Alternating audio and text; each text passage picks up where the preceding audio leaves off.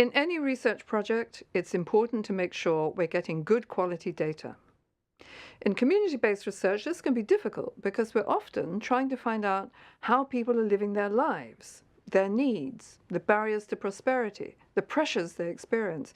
These can be very personal questions. And perhaps the researcher asking the questions is just seen as another form of pressure. Why should they trust us with the details of their lives?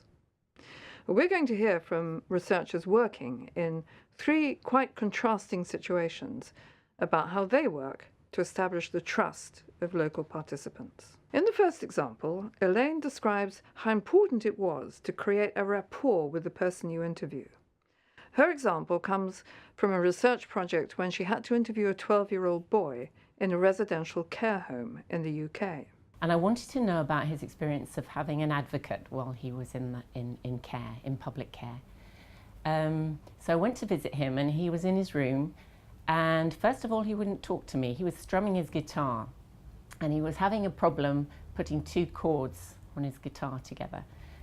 I don't know that much about music, but I know how to put a couple of chords together. So we talked through how they might work together, and he was soon able to play the 2 chords together, which brought about a big smile on his face. And then we got chatting. And I suppose the point is that I went in with my agenda. I was quite pushed for time, but stepping back and saying what was important to him at that time was to work out how to put these 2 chords together. And I think spending a bit of time doing that with him created what we talk about in research as rapport. It creates a connection with people. It shows that you've got interest in them, that you're interested in what they're doing, and you're not just there with your own agenda.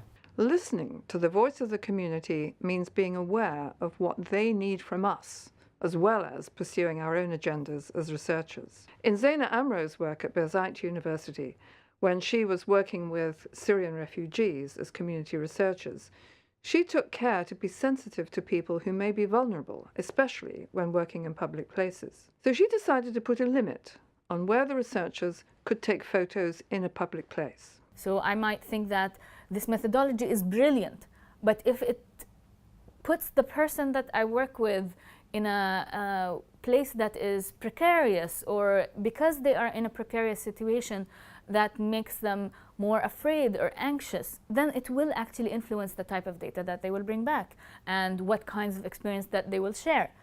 So this was something that I learned only through this experience, and I realized it very much that it's not a limitation, it's actually something that reflects a lot of the dynamics of living as displaced in Jordan. And what's important about Zeina's approach is that she's able to get so much more out of the research. So really paying attention to what happens with the method, why these sensitivities exist, makes us learn about the context a lot.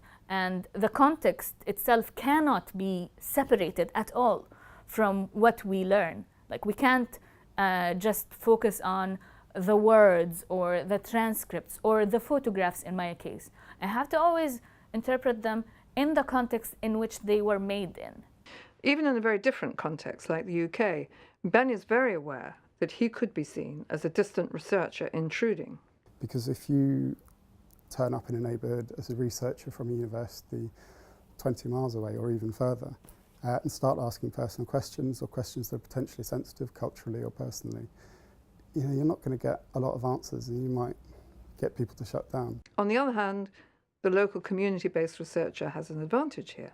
If you've got a local community researcher that knows the neighbourhood, that knows the people, that knows the culture, then they can potentially facilitate a much more open, much more friendly and communicative interview, and you can get much better data, or better quality data.